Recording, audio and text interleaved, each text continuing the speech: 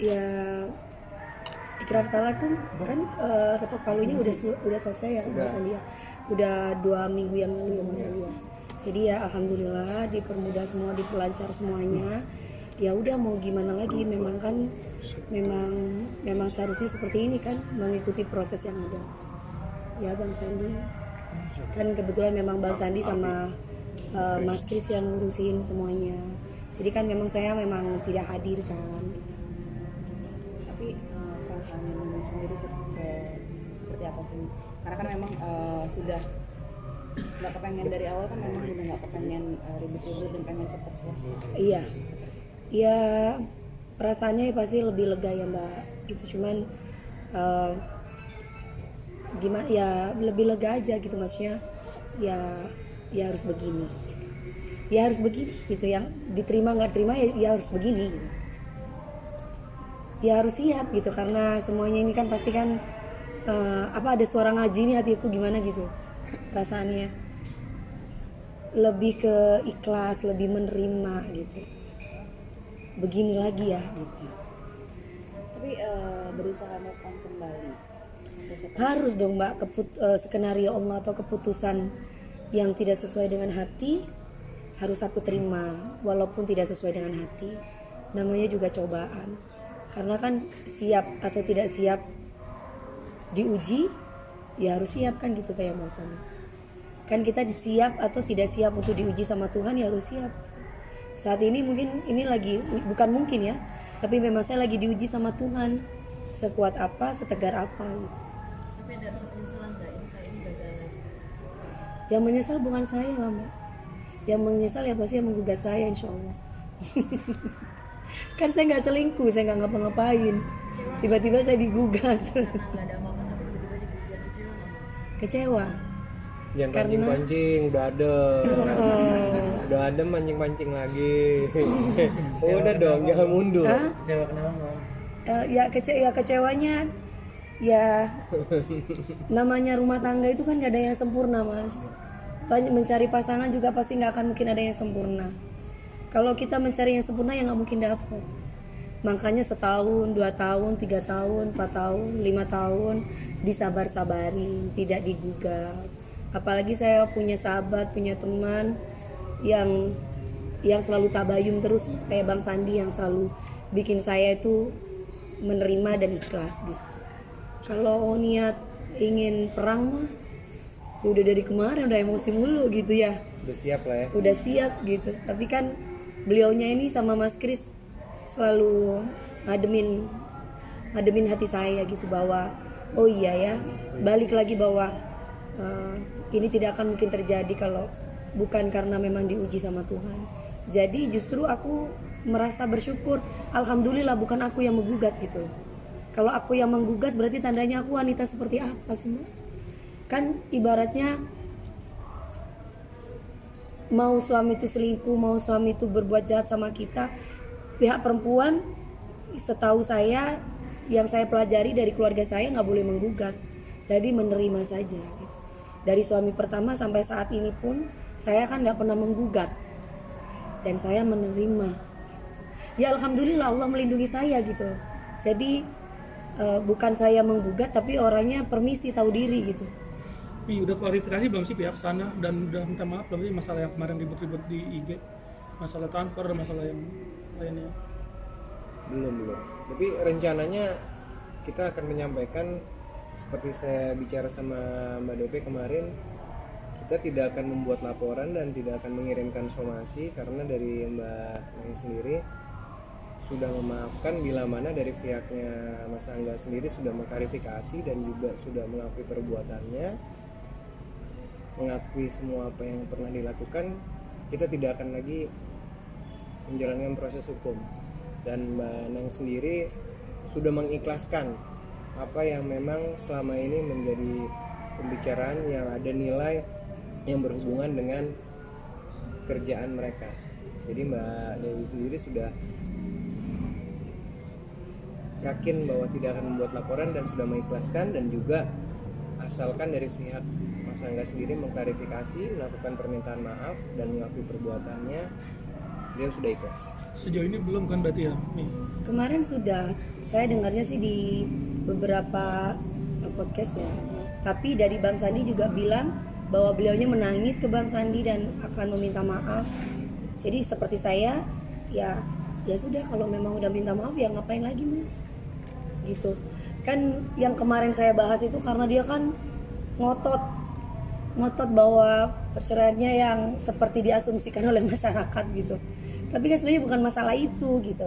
Rumah tangga kami itu dari kemarin-kemarin bergejolak itu bukan masalah itu, masalah ketidakterbukaan aja, masalah kejujuran gitu yang selalu ditutupi terus gitu. Tapi mau nggak mau ya saya butuh kejujuran dia, bahwa dari tanda tangan, dari nama Budianto, dari uang yang sudah masuk, dari tahun berapa itu sudah gitu kan. Cuman kalau kemarin saya tuh sempat agak marah, walaupun saya ditegur sama Bang Sandi, Mbak Neng kan sudah memaafkan, ya sudah gitu. Jadi itu saya, ya namanya manusia ya mas, aku tidak mengungkit uang yang sudah selesai, tapi ini lo kan sudah bercerai. Maksud aku ya sudah, kalau sudah bercerai jangan ngambil duit lagi gitu loh. Tapi kalau sudah bercerai ya sudah gitu. Saya cuma meminta hak saya ketika saya sudah bercerai, bukan meminta hak saya ketika masih bersuami istri.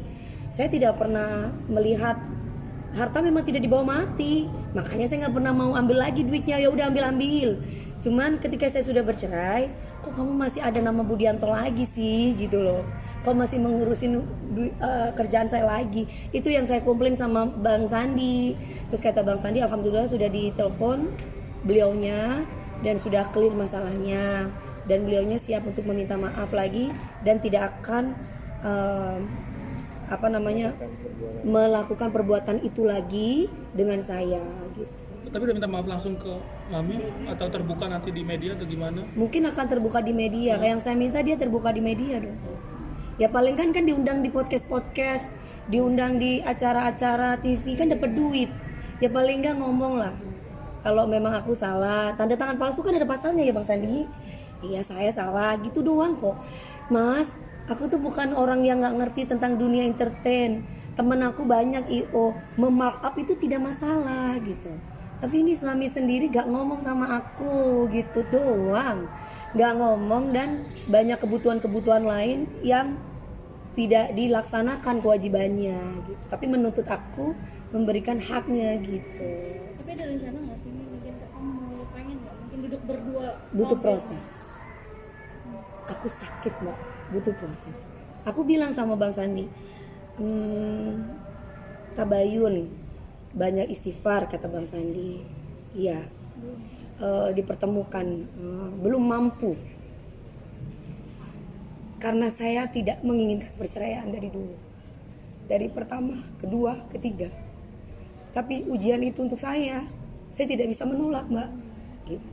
Jadi kalau ada sesama perempuan bilang kok doyan banget kawin, kok doyan banget cerai gitu ya.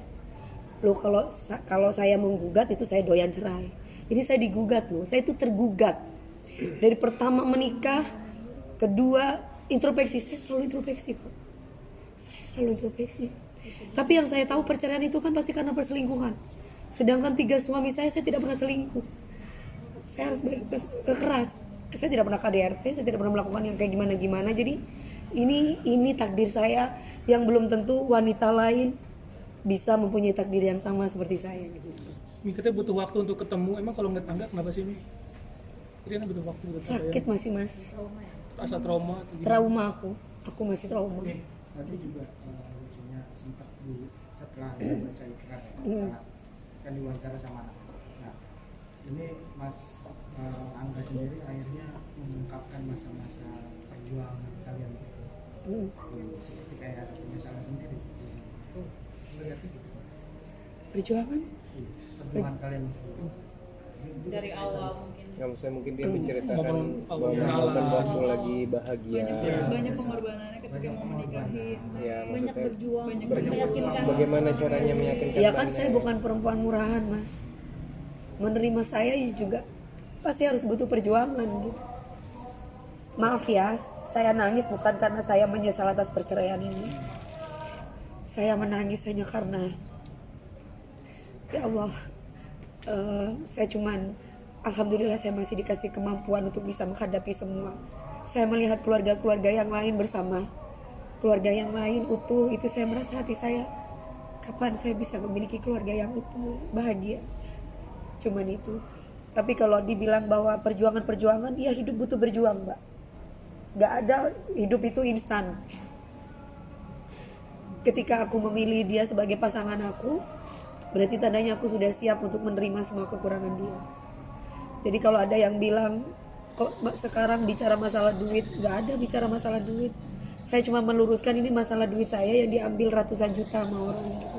Mungkin bahkan sudah MM-an, bahkan mungkin sudah berapa M yang saya nggak tahu dari tahun sebelum-sebelumnya pernikahan kami gitu.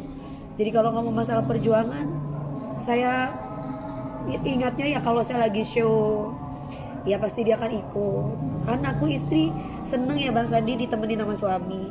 Pasti kan kalau perempuan-perempuan mbak-mbak juga ditemani sama suaminya atau ditemenin sama pendampingnya pasti seneng kan. Begitupun saya gitu, saya seneng ditemenin sama suami. Kalau perjuangan-perjuangan yang lain, alhamdulillah ya, maksudnya Allah itu kasih kebahagiaan sama saya, sama rumah tangga saya baik-baik aja. Gak ada yang gak bahagia Mbak. Kita jalan-jalan ke Hong Kong, ke Paris, kemana, kita bahagia aja, bahagia. Gak ada sesuatu hal yang sampai berjuang yang kayak Mbak Inul sama Mas Adam, kayak Mak Soima sama suaminya. Gak ada yang berjuang kayak gitu. Karena dia kenal aku sudah 20 tahun berkarir. Dari tahun berapa itu sudah? Dari tahun 2002 sampai sekarang. Saya menikah dengan beliaunya ini tahun 5 tahun yang lalu, 2017. Waktu itu beliaunya main di salah satu sinetron dan saya jadi pemeran utama, beliaunya jadi pacarnya adik saya atau kalau nggak salah. Dari situ dia banyak curhat, saya melihat kesungguhan dia bekerja dan dia masuk ke tim saya.